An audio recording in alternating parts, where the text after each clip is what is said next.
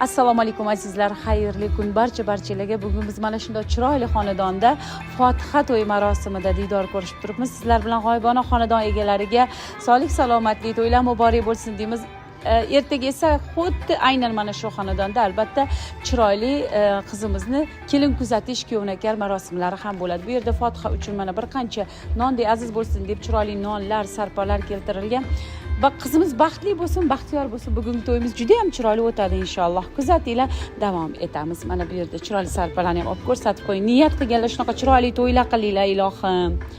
Mana chiroyli sarpalari, mevalardan tortib, kuyov bolamizning chiroyli ubuflarigacha, atirlarigacha, parfyumlari, shokoladlar ko'z tegmasin. Xonadon chiroyli, egalari juda ham yaxshi.